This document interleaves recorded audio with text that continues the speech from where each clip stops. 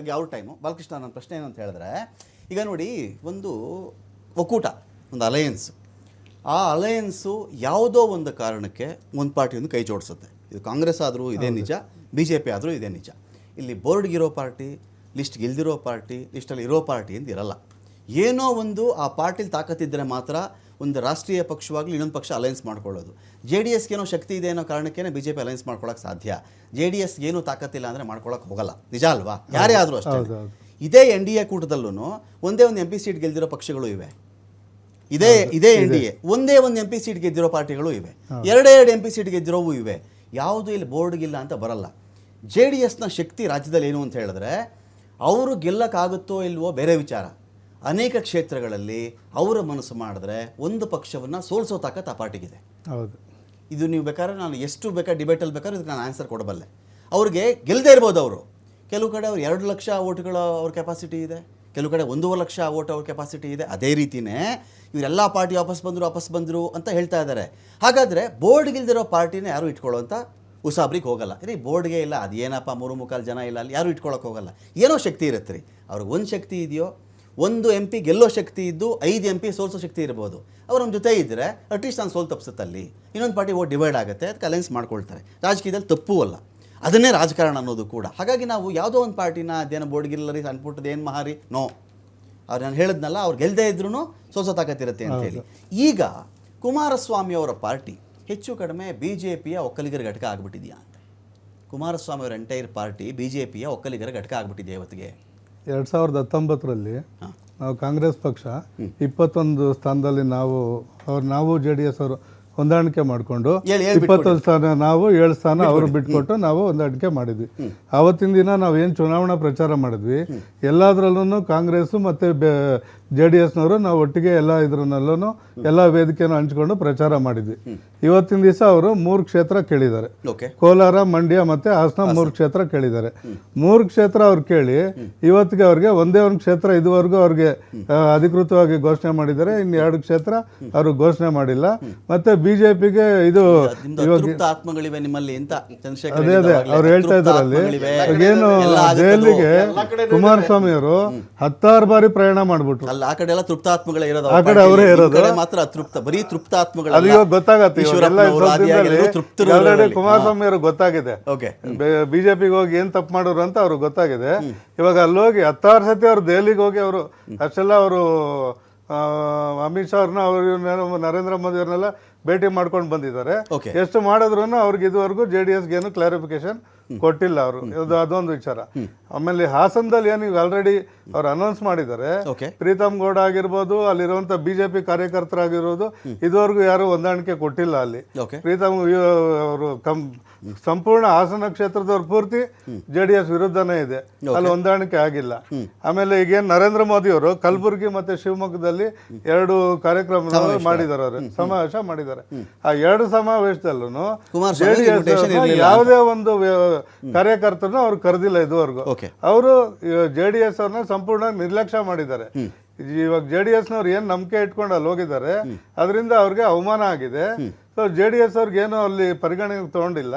ಇದಲ್ದಿರ ಇವಾಗ ಏನು ಇಲ್ಲಿ ಸಣ್ಣ ಪುಣ್ಣ ತೊಂದರೆ ಮಾತಾಡಿದ್ದು ಬಾಲಕೃಷ್ಣ ಅವರೇ, ಕಾಂಗ್ರೆಸ್ ಅಥವಾ DK ಶಿವಕುಮಾರ್ ಇವ್ರ ಕಾರಣದಿಂದನೇ ನಾವು BJP ಜೊತೆ ಹೋಗಿದ್ದು ಅಂತ. ಅಂದ್ರೆ ಕುಮಾರಸ್ವಾಮಿ ಅವ್ರು ನೋವು ಹೇಳ್ಕೊಳ್ತಾ ಇದ್ದಾರಾ ಅಲ್ಲಿ, ನೀವೇನಾದ್ರೂ ನೆಟ್ಟಿಗಿದ್ರೆ ನಿಮ್ಮ ಜೊತೆ ಇರ್ತಾ ಇದೆ ಅನ್ನೋ ಮೆಸೇಜ್ ಕೊಟ್ಟಿದ್ದಾರಾ ಅಂತ. ಇವಾಗ ಅವ್ರಿಗೆ ಸ್ವಲ್ಪ ಅರಿವಾಗ್ತಾ ಇದೆ ಅಂತ ನನ್ಗೆ ಅನ್ಸುತ್ತೆ. ನಿಮ್ಮ ಮೇಲೆ ಆರೋಪ ಮಾಡಿದ್ರಲ್ಲ, ಅರಿವೇನ್ ಬಂದಿಲ್ಲ? ಅರಿವಾಗ್ತಾ ಅಂದ್ರೆ ಅವ್ರಿಗೆ DK ಶಿವಕುಮಾರ್ ಹೇಳ್ತಾರೆ, ಮುಖ್ಯಮಂತ್ರಿ ಮಾಡಿದ್ವಿ ನಿಮ್ಮನ್ನ, ನೀವ್ ಇಂತ ಮಾತು ಹೇಳ್ಬೋದಲ್ಲ, ಮಾಡಿದ್ವಿ ನಾವು ಅಂತ. ಬರೀ 2 ಸೀಟ್ಗೆ ಇಷ್ಟೆಲ್ಲ ಸರ್ಕಸ್ ಮಾಡ್ಬೇಕಾಗಿತ್ತಾ, ಇಷ್ಟೆಲ್ಲ ಬೇಕಾಗಿತ್ತಾ ಅಂತ ಅವರೇ ಅವ್ರು ಇದನ್ನು ವ್ಯಕ್ತಪಡಿಸಿದ್ದಾರೆ. ಸೊ 2 ಸೀಟು ನಮ್ಗೆ ಸ್ವಂತ ಶಕ್ತಿ ಇದೆ, ನಮ್ಮ ಶಕ್ತಿ ಮೇಲೆ ನಾವು ಗೆಲ್ಬೋದಾಗಿತ್ತು. ಈ 2 ಸೀಟ್ಗೋಸ್ಕರ ಅಲ್ಲಿವರೆಗೂ ಹೋಗ್ಬೇಕಾಗಿತ್ತ, ಇಷ್ಟೆಲ್ಲ ಹೊಂದಾಣಿಕೆ ಬೇಕಿತ್ತ ಅನ್ನೋದು ಅವ್ರು ಪ್ರಸ್ತಾಪ ಮಾಡಿದ್ದಾರೆ. ಸೊ ಇವತ್ತಿನ ದಿನ JDS ಅವ್ರಿಗೆ ಅರ್ಥ ಆಗಿದೆ. BJPಯವರು ಮೊದಲನೇ BJPಯವರು ಎಲ್ಲ ರಾಜ್ಯಗಳಲ್ಲಿ ಮಾಡಿರೋದು ಏನಂದ್ರೆ, ಅಲ್ಲೇನಿರೋಂಥ ಸಣ್ಣ ಪುಟ್ಟ ಪಕ್ಷಗಳು ಅಂತ ಅವ್ರು ಏನು ಹೇಳಿದ್ರು, ಆ ಪಕ್ಷಗಳನ್ನೆಲ್ಲ ತಗೊಂಡು ಅವ್ರನ್ನೆಲ್ಲ ಮುಣುಗ್ಸೋದೇ BJP ಕೆಲಸ. ಇದು ಒಂದು ವಿಚಾರ. ಆಮೇಲೆ ಆಗ್ಲೇ ಇದೇಳಿದ್ರು ವಿಲೀನ ಅಂತ ಅವ್ರು ಹೇಳೋದು ಮೈತ್ರಿ ಅಂತ. ಮೈತ್ರಿ ವಿಲೀನ ಮಾಡ್ಕೊಳ್ಳೋದು, ಅವ್ರನ್ನ ಮುಗಿಸೋದೆ ಬಿಜೆಪಿಯ ಸಣ್ಣ ಪುಟ್ಟ ಮುಖ್ಯ ಗುರಿ ಪಾರ್ಟಿಗಳಿಗೆ ಅದು. ಬಿಟ್ಟು ಹೋಗಿದ್ದಾರೆ, 4 ಮಾತು ಬರುತ್ತೆ ಒಂದು ಪಾರ್ಟಿ ಇದ್ದಾಗ. ಮತ್ತೆ ಬಂದಷ್ಟೇ ಅಂದ್ರೆ ಈ ಗೋಡೆಗೆ ಚೆಂಡು ಹೊಡಿತಾರಲ್ಲ, ನೀವು ಎಷ್ಟು ಬೇಗ ಚೆಂಡು ಹೊಡಿತೀರೋ ಅಷ್ಟೇ ವೇಗದಲ್ಲಿ ವಾಪಸ್ ಬಂದು ಸೇರ್ಕೊಂಡ್ಬಿಟ್ಟಿದ್ದಾರೆ ಅಂತ ಚಂದ್ರಶೇಖರ್ ಹೇಳಿ. ಆಮೇಲೆ ಆಗ್ಲೇ ಅವರು ದಲಿತ ಸಿಎಂ ಬಗ್ಗೆ ಅವರು ಹೇಳಿದ್ರು, ನಾವು ದಲಿತರ ನಾಯಕರನ್ನ ನಾವು ಈಗಾಗಲೇ ರಾಷ್ಟ್ರೀಯ ಅಧ್ಯಕ್ಷರು ನಾವು ಮಾಡಿದೀವಿ. ಓಕೆ, ಸೊ ನೀವು ನಿಮ್ಮ ಪಕ್ಷದಲ್ಲಿ ನೀವು ಅದನ್ನ ಮಾಡಿ ತೋರಿಸಿ, ನೀವು ಒಂದು ಅಧ್ಯಕ್ಷರು ಮಾಡಿ. ಇವತ್ತಿನ ದಿನ ಪ್ರಧಾನಮಂತ್ರಿ ರಾಷ್ಟ್ರಪತಿನೇ ಮಾಡಿದ್ರಲ್ರಿ ಅವರು, ಸುಮ್ಮನೆ ಏನೇನು ರಾಷ್ಟ್ರಪತಿ ಮಾಡೋದಲ್ಲ, ಮಾಡಿದ್ರು. ಪ್ರಧಾನಮಂತ್ರಿನ ರಾಮನಾಥ್ ಕೋವಿಂದ್ ಆಗಿರ್ಲಿಲ್ವೇ? ಪ್ರಧಾನಮಂತ್ರಿ ಈಗ ರಾಮನಾಥ್ ಕೋವಿಂದ್ ರಾಷ್ಟ್ರಪತಿ ಆಗಿರ್ಲಿಲ್ವೇ? ಆದಿವಾಸಿ ಸಮುದಾಯದ ಕಡೆಯಿಂದ ಮುರ್ಮು ಅವರನ್ನು ಮುಖ್ಯಮಂತ್ರಿ ಯಾಕೆ ಮಾಡಿಲ್ಲ ಅವರು? ಓಕೆ, ಮುಖ್ಯಮಂತ್ರಿ ಯಾಕೆ ಮಾಡಿಲ್ಲ? ಇವಾಗ ಅವ್ರು ಕೇಳಿದ್ರಲ್ಲ, ಅವರು ಅದನ್ನ ಮಾಡ್ಬೋದಾಗಿತ್ತು. ಪ್ರಧಾನಮಂತ್ರಿ ಅಭ್ಯರ್ಥಿ ಇವಾಗ ಒಂದು ದಲಿತ ಅಭ್ಯರ್ಥಿ ಮಾಡ್ಲಿ ಅವರು ಪ್ರಧಾನಮಂತ್ರಿ ಅಭ್ಯರ್ಥಿಯಾಗಿ. ಓಕೆ, ಅವ್ರಿಗೆ ಏನ್ ನೈತಿಕತೆ ಇದೆ ಅಂತ ಅವ್ರು ಕೇಳ್ತಾರೆ. ಅವರು ದಿನೇಶ್ ಅವರು ನಂದು ಇಲ್ಲೇನಂದ್ರೆ ಪ್ರಶ್ನೆ, ಈ ಮೈತ್ರಿಗಳ ವಿಚಾರದಲ್ಲಿ ನಾನು ಹೇಳಿದೆ, ಒಂದು ಸ್ಟ್ರೆಂತ್ ಒಂದು ಪಾರ್ಟಿಲಿ ಇಲ್ಲದೆ ಯಾರು ಕೂಡ ಮೈತ್ರಿ ಕರೆಯಲ್ಲ. JDS ಬಗ್ಗೆ ಇದೇ ಮಾತು ಹೇಳ್ತೀನಿ, ಕನಿಷ್ಠ ಪಕ್ಷ 18 ಕ್ಷೇತ್ರಗಳಲ್ಲಿ ಅವ್ರು ಗೆಲ್ಲದೆ ಇರ್ಬೋದು, ಪ್ರಭಾವ ಇದೆ. ನಾವು ಪ್ರಭಾವನ ಅಲ್ಲಿಗಳಿಗೆ ಬರಲ್ಲ, ನಾವು ಪ್ರಭಾವ ಅಂತೂ ಇದ್ದೇ ಇರುತ್ತೆ. ಅವ್ರು 1 ಲಕ್ಷ ತಗೋತಾರೋ, 75,000 ಓಟ್ ತಗೊಳ್ತಾರೋ, 1.5 ಲಕ್ಷ ತಗೋತಾರೋ, ಎಷ್ಟೋ ಬಾರಿ ಆ 1.5 ಲಕ್ಷ ಮತಗಳಿದೆಯಲ್ಲ, ಅದು ಗೆಲುವು ಮತ್ತು ಸೋಲಿನ ಅಂತರ ಆಗಿರುತ್ತೆ. ಸೊ ಹಾಗಾಗಿ ಈಗ ಕುಮಾರಸ್ವಾಮಿಗೆ ಅಂದರೆ ಪಶ್ಚಾತ್ತಾಪನ ಇದು ಇಲ್ಲ, ಈಗ ಒದ್ದಾಡ್ತಾ ಇದ್ದಾರಾ, ಯಾಕೆ ಹೀಗೆ ಮಾಡ್ಕೊಂಬಿಟ್ಟೆ ಅಂತ ಹೇಳ್ತಿದ್ದಾರಾ? ಈಗ ಕೇಸರಿ ಶಾಲು ಹಾಕಿದ್ದಕ್ಕೆ ದೇವೇಗೌಡರು ಹೇಳಿಬಿಟ್ರು, ಕೇಸರಿ ಶಾಲು ಹಾಕೊಂಡು ಮಂಡ್ಯದಲ್ಲಿ ನಿಂತ್ಕೊಳ್ಳೋ ಅವಶ್ಯಕತೆ ಇರಲಿಲ್ಲ ಅಂದರು.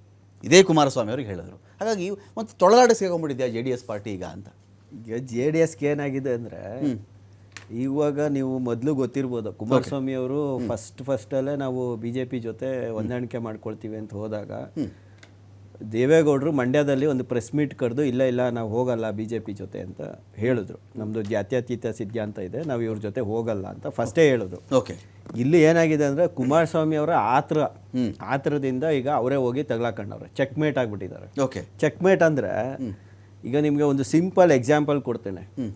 ಈ ಇಂಡಿಯಾಗೆ ಪರ್ಷಿಯನ್ಸ್ನ ನುಗ್ಸೋದಕ್ಕೆ, ಮಗಧ ಸಾಮ್ರಾಜ್ಯದ ಮೇಲೆ ಯುದ್ಧ ಮಾಡೋದಕ್ಕೆ ಚಾಣಕ್ಯ ಬಂದ್ಬಿಟ್ಟು ಏನ್ ಮಾಡ್ತಾರೆ, ಚಂದ್ರಗುಪ್ತ ಮೌರ್ಯನ್ಗೆ ಸಪೋರ್ಟ್ ಕೇಳ್ತಾನೆ ಪರ್ಷಿಯನ್ಸ್ ಸೈನ್ಯನ. ಅವಾಗ ಅವರು ಸ್ಟ್ರೈಟಾಗಿ ಕೊಡಲ್ಲ ನುಗ್ಸೋದಕ್ಕೆ. ಆಯ್ತಪ್ಪ ನೀನು ನುಗ್ಗು, ನಾವು ಸಪೋರ್ಟ್ ಕೊಟ್ಬಿಡ್ತೀವಿ, ನೀನು ಮಗಧ ಸಾಮ್ರಾಜ್ಯ ಹಾಳು ಮಾಡ್ಬಿಡ್ತೀಯಾ, ಅಧಿಕಾರಕ್ಕೆ ಬರ್ತೀಯಾ, ಏನು ಗ್ಯಾರಂಟಿ ಅಂತ. ಸೊ ಅವಾಗ ಚಂದ್ರಗುಪ್ತ ಮೌರ್ಯನ್ಗೆ ಏನು ಮಾಡ್ತಾರೆ, ಆ ಪರ್ಷಿಯನ್ ಅವ್ರ ಮಗಳನ್ನ ಮದುವೆ ಮಾಡ್ತಾರೆ, ಮದುವೆ ಮಾಡಿಬಿಟ್ಟು ಸಪೋರ್ಟ್ ಕೊಡ್ತಾರೆ. ಇವತ್ತು ಏನಾಗಿದೆ ಅಂದರೆ JDSಗೆ ಪಾಪ ಮಂಜುನಾಥ್ ಅವ್ರು ಕರ್ಕೊಂಡ್ಬಂದ್ಬಿಟ್ಟು ಇಲ್ಲಿ ಮದುವೆ ಮಾಡ್ಕೊಬಿಟ್ಟವ್ರೆ BJPಗೆ. ಸೊ ಈಗ ಏನಾಗಿದೆ ಅಂದರೆ ತಗ್ಲಾಕೊಬಿಟ್ಟವ್ರೆ. ಈಗ ಆಚೆಗೆ ಬಂದರೆ BJP ಸಿಂಬಲ್ ಮೇಲೆ ಮಂಜುನಾಥ್ ಅವ್ರು ನಿಂತ್ಕೊಳ್ತಾರೆ. ಇಲ್ಲ, ಅವ್ರ ಫ್ಯಾಮಿಲಿ ಈಗ ಆಲ್ರೆಡಿ ಮರ್ಜ್ ಆಗ್ಬಿಟ್ಟೈತಲ್ಲ ಇಲ್ಲಿ BJP. ಅವ್ರು ಆಚೆಗೂ ಬರೋಕ್ಕಾಗ್ತಾ ಇಲ್ಲ. ಈಗ ಸಡನ್ ಆಗಿ ಡಿಸಿಷನ್ ತಗೊಂಡು ಇಲ್ಲ ನಾವು BJP ಸಪೋರ್ಟ್ ಮಾಡಲ್ಲ, ನಾವು ಕ್ಯಾಂಡಿಡೇಟ್ ಆಗ್ತೀವಿ ಅನ್ನೋಕ್ಕೂ ಆಗ್ತಾ ಇಲ್ಲ. ಈ ಕಡೆ ಇವರು ಕೂಡ ಇಲ್ಲ ನಾವು JDSಗೆ ಒಂದು 4 ಸೀಟ್ ತಗೋತೀವಿ ಅಂತ ಹೇಳೋ ಅಂತ ತಾಕೋತು ಇಲ್ಲ. ಆ ಪರಿಸ್ಥಿತಿಗೆ ಇವತ್ತು ಸಿಕ್ಕಾಕೊಂಡ್ಬಿಟ್ಟಿದ್ದಾರೆ. ಇವರು ಈ ವ್ಯವಸ್ಥೆಯಲ್ಲಿ ಏನಾಗಿದೆ ಅಂದ್ರೆ, ಪಾಪ ಅವತ್ತು 1990ನಲ್ಲಿ 1999ರಲ್ಲಿ JH ಪಟೇಲ್ ಅವರು NDAಗೆ ಸಪೋರ್ಟ್ ಮಾಡೋರು ಅಂದ್ಬಿಟ್ಟು ಇದೇ ದೇವೇಗೌಡರು ಸಿದ್ದರಾಮಯ್ಯ ಅವರು ಜನತಾದಳನ ಸೆಕ್ಯುಲರು ನಾವು ಸಿದ್ಧಾಂತ ನಾವು NDA ಜೊತೆ ಹೋಗಲ್ಲ ಅಂತ ಕಿತ್ಕೊಂಡು ಬಂದವ್ರು ಇವರು. ಅವತ್ತು ಯುನೈಟೆಡ್ ಮಾಡ್ಕೊಂಡು JH ಪಟೇಲ್ ಅವರು ಹೋದವರು. ಇವರು ಅಂತ ಸಿದ್ಧಾಂತದಲ್ಲಿ ಇವ್ರು ಆಚೆ ಬಂದವರು. ಪಾಪ ದೇವೇಗೌಡರಿಗೆ ಅದೇ ಮನ್ಸಲ್ಲಿದೆ, ಪಾಪ ಇವತ್ತು ಅವ್ರಿಗಿದೆ, BJPಗೆ ಹೋಗಿ ಅನ್ಯಾಯ ಮಾಡ್ಕೊಂಡಿದೀವಿ ಅನ್ನೋದು ಇವತ್ತು ದೇವೇಗೌಡರಲ್ಲಿದೆ. ಆದ್ರೆ ಇಲ್ಲಿ ಆಗಿರೋದು ಏನಂದ್ರೆ, ಕುಮಾರಸ್ವಾಮಿ ಅವರು ಆತರ ಮೋದಿ ಅವರೊಂದಿಗೆ ಗ್ರೂಪ್ ಫೋಟೋದಲ್ಲಿ ದೇವೇಗೌಡರು ಇದ್ರು. ಗ್ರೂಪ್ ಫೋಟೋದಲ್ಲಿ ಇದ್ರ ಇಲ್ಲ, ಮಕ್ಕಳ ಒತ್ತಾಯ, ಇನ್ನೇನ್ ಮಾಡಕ್ಕಾಗುತ್ತೆ ಅವರು. ಇವತ್ತು ಎರಡು ಆಪ್ಷನ್ ಇದೆ. ಗ್ರೂಪ್ ಫೋಟೋ ನೋಡಿದ್ರೆ ಹೌದು, ನೋಡಿದೀವಿ. ಎರಡು ಆಪ್ಷನ್ ಇದೆ ಸರ್. ಮತ್ತೆ ಚಂದ್ರಶೇಖರ್ ಇನ್ನೊಂದು ಒಳ್ಳೆ ಪಾಯಿಂಟ್ ಹೇಳಿದ್ರು, ಎರಡು ಆಪ್ಷನ್ ಇದೆ. ಎಷ್ಟು ಬಾರಿ ದೇವೇಗೌಡರನ್ನ ನರೇಂದ್ರ ಮೋದಿ ಅವರು ಗೌರವದಿಂದ ನಡೆಸ್ಕೊಂಡಿದ್ದಾರೆ ಅಂತ. ಅದು GST ಲೋ ಬೇರೆ ಬೇರೆ ವಿಚಾರದಲ್ಲೋ ಮುಂದೆ ಕರೆದು ಗೌರವಾನ್ವಿತ ವ್ಯಕ್ತಿ ಅವರು ದೇವೇಗೌಡರು. ಅವ್ರು ಎಲ್ಲೇ ಹೋದ್ರು ಗೌರವ ಕೊಡ್ಲೇಬೇಕು ಅವ್ರಿಗೆ, ಗೌರವ ಕೊಡ್ಲೇಬೇಕು ಅವ್ರಿಗೆ. ನಾವ್ ಹೇಳೋದು ಗೌರವ ಕೊಡ್ಲೇಬೇಕು, ಅವರು ಗೌರವಾನ್ವಿತ ವ್ಯಕ್ತಿನೇ ದೇವೇಗೌಡರು. ಅವಾಗೆಲ್ಲ ವೈವಾಹಿಕ ರಾಜಕಾರಣ ಇರೋದು, ಈಗ ಈ ತರದ ಮೈತ್ರಿ ರಾಜಕಾರಣ. ಈಗ ಇವತ್ತೇನಾಗಿದೆ ಅಂದ್ರೆ, ಪಾಪ ಇಷ್ಟೆಲ್ಲಾ ಮಾಡ್ಕೊಂಡು ಇವತ್ತು JDSಗೆ ಇಂಥ ಹೀನಾಯ ಸ್ಥಿತಿ ಬರಬಾರ್ದಿತ್ತು. ಯಾಕಂದ್ರೆ ರಾಜ್ಯದಲ್ಲಿ ಪಾಪ ಒಂದು ಕಾಲದಲ್ಲಿ ಇವರು ಕಿಂಗ್ ಮೇಕರ್ಸ್, ಮತ್ತೆ ರಾಜ್ಯವನ್ನ ಆಳ್ದವರು. ಇವತ್ತು ಹೋಗಿ ಅಲ್ಲಿ ನೀವು 2 ಸೀಟ್ ಕೊಡಿ, 3 ಸೀಟ್ ಕೊಡಿ, ಈ ತರ ಪರಿಸ್ಥಿತಿ ಬರಬಾರ್ದಿತ್ತು. ಬೇಡ ಪರಿಸ್ಥಿತಿ JDSಗೆ ಬರಬಾರ್ದಿತ್ತು ಅನ್ನೋದು ನಾನು. ಯಾಕಿದು ಅಂದ್ರೆ, ಈಗ ಪಾಪ ಈಗ ಈ ಕಡೆ ಚೆಕ್ ಮಾಡ್ಕೊಂಡ್ರೆ ಡಾಕ್ಟರ್ನ BJP ಕಡೆ ಕೊಟ್ಟುಬಿಟ್ಟಿದ್ದಾರೆ ಅವರು. BJP ಸಿಂಬಲ್ ಮೇಲೆ ಬೆಂಗಳೂರಲ್ಲಿ ನಿಂತ್ಕೊಳ್ತಾ ಇದ್ದಾರೆ ಅವರು. ಈಗ ಮೈತ್ರಿ ಮುರ್ಕೊಳ್ಳೋಂಗೂ ಇಲ್ಲ, ಮೈತ್ರಿ ಮುಂದುವರ್ಸೋಂಗೂ ಇಲ್ಲ. ಇಕ್ಕಟ್ಟು BJP ಏನಾದರೂ ಮಂಜುನಾಥ್ ಅವ್ರ ಸೀಟ್ನೂ ಕೂಡ JDSಗೆ ಸೇರಿಸ್ಕೊಟ್ಟಿದ್ದು ಅನ್ನೋ ಲೆಕ್ಕಾಚಾರದಲ್ಲಿ ಬುಕ್ಕಲ್ಲಿ ಬರ್ಕೊಂಬಿಟ್ಟಿದ್ಯಾ ಅಂತ. ಅಲ್ಲ ಅದೇನೆ ಮೂರಾಯ್ತು ಅಂತ ಆಮ್ ಆದ್ಮಿ ಪಾರ್ಟಿ ವಕ್ತಾರರು ಹೇಳ್ತಾರೆ, ಭೂತದ ಬಾಯಲ್ಲಿ ಭಗವದ್ಗೀತೆ ಬಂದಾಗ ಕೇಳಿ ಮಜಾ. Okay. ಅವ್ರು ಹೇಳ್ತಾ ಇದ್ದು ಏನಂತ ಹೇಳಿದ್ರೆ, ಆಮ್ ಆದ್ಮಿ ಪಾರ್ಟಿ ಇದು BJP ಎಷ್ಟು ಕೊಡುತ್ತೆ JDSಗೆ ಅಂತೇಳಿ. ಆಮ್ ಆದ್ಮಿ ಪಾರ್ಟಿ ಅವರು ಇಂಡಿಯಾ ಅಲಯನ್ಸ್ ತಾನೆ. ನೀವು ಇಡೀ ರಾಜ್ಯದಲ್ಲೆಲ್ಲ ಹುಂಕರಿಸ್ತೀರಿ, ಬಬ್ಬಿರಿದ್ರಿ, ನಿಮ್ ಯೋಗ್ಯತೆಗೆ ಒಂದಾರು ಸೀಟ್ ಕೊಡ್ತಾ ಇದೆಯಾ ಕರ್ನಾಟಕದಲ್ಲಿ? ಗುಜರಾತ್ ಅಲ್ಲಿ ಒಂದಾರು ಸೀಟ್ ಕೊಡ್ತಾ ಇದೆಯಾ? ಮಧ್ಯಪ್ರದೇಶ ಒಂದಾರು ಸೀಟ್ ಕೊಡ್ತಾ ಇದೆಯಾ? ಇದರಲ್ಲಿ ಹರಿಯಾಣದಲ್ಲಿ ನೆಕ್ಸ್ಟ್ ಏನೋ ಹಿಮಾಚಲ ಪ್ರದೇಶದಲ್ಲಿ ನೆಕ್ಸ್ಟ್ ಗೌರ್ಮೆಂಟ್ ನಮ್ದೇ ಅಂತ ಹೇಳಿದ್ರಿ, ಒಂದಾರು ಸೀಟ್ ನಿಮ್ ಯೋಗ್ಯತೆ ಕೊಡ್ತಾ ಇದೆಯಾ? ಇನ್ನೊಂದು ಕಾಂಗ್ರೆಸ್ ಯೋಗ್ಯತೆಗೆ ಇದೇ ಆಮ್ ಆದ್ಮಿ ಪಾರ್ಟಿ ಪಂಜಾಬ್ ಅಲ್ಲಿ ಒಂದಾರು ಸೀಟ್ ಕೊಡ್ತಾ ಇದೆಯಾ? ಇವ್ರದೇ ತಟ್ಟೆ ಒಳಗಡೆ ಹೆಗಣ ಬಿದ್ದಿದೆ. ಇವ್ರು BJP ಬಗ್ಗೆ ಮಾತಾಡೋದು ಮೊದಲನೇದು.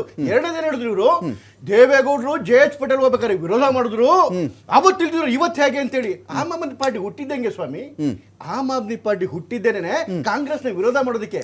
ನಾಚಿಕೆ ಮಾನ ಮರ್ಯಾದೆ ಇದೆಯೇನ್ರಿ ಇವತ್ತು? ಹೋಗಿ ಅವರಿಂದ ಜೊತೆ ಕುತ್ಕೊಂತಿರಲ್ಲ. ಯಾವತ್ತು ಯಾರನ್ನು ವಿರೋಧ ಮಾಡಿದ್ರು, ಯಾರು ಭೂಗಳ್ಳ ಅಂತೇಳಿ ಅವನು ವಾದ್ರ ಹೇಳೋದು, ಹಣದ ಕಳ್ಳರು ಅಂತೇಳಿ ಸೋನಿಯಾ ಗಾಂಧಿನ ತೆಗೆದು ಇವತ್ತು ಅವ್ರ ಜೊತೆ ನಾವು ಕೂತ್ಕೊಂತಿರಲ್ಲ. ನಾಚಿಕೆ ಮಾನ ಮರ್ಯಾದೆ ಏನಾದ್ರು ಇದೆಯಾ? ನಮ್ಮದು JDS ಅಲಯನ್ಸ್, ಅದನ್ನೇ ಹೇಳ್ತಾ ಇದ್ದೀನಿ. JDS ಅಲಯನ್ಸ್ ಒಳಗಡೆ ಇಲ್ಲಿವರೆಗೂ ಮಾತಾಡ್ಬೇಕಾದ್ರೆ ಸ್ಪಷ್ಟವಾಗಿ ಕುಮಾರಸ್ವಾಮಿ ಹೇಳ್ತಾರೆ ಬರ್ತಿದ್ದಾರೆ, ನಾವು ಕೇಳಿದ್ದೆ 3, ನಮಗೆ 3 ಕೊಡ್ತಾರೆ. ಇದ್ರಲ್ಲಿ ಏನೋ ಯಾವ್ದು ತೊಂದರೆ ಇದೆಯಾ? ಇಲ್ಲಿವರೆಗೂ ಅಲಯನ್ಸ್ ಅಲ್ಲೂ ಯಾವ್ದು ತೊಂದರೆ ಇಲ್ಲ.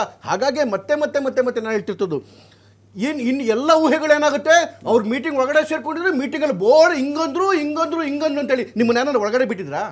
ಇಲ್ಲ ಪತ್ರಕರ್ತನ ಒಳಗಡೆ ಬಿಟ್ಟಿದ್ರಾ? ಯಾವುದು ಬಿಟ್ಟಿಲ್ಲ ತಾನೆ. ಆಚೆ ಕಡೆಗೆ ಕುಮಾರಸ್ವಾಮಿ ಅವರು ಬಹಳ ಸ್ಪಷ್ಟವಾಗಿ ಹೇಳ್ತಾ ಇದ್ದಾರೆ, ನಾವು ಕೇಳಿದ 3, ನಮಗೆ ಗೌರವ ಕೊಡ್ತಾ ಇದ್ದು 3 ಇರ್ತೀವಿ ಅಂತೇಳಿ. ಹಾಗಾಗಿ this alliance is going to be a permanent alliance. ಶಾಶ್ವತವಾದಂತಹ ಒಂದು ಮೈತ್ರಿ ಅಂತ ಹೇಳ್ತಾ ಇದ್ರೆ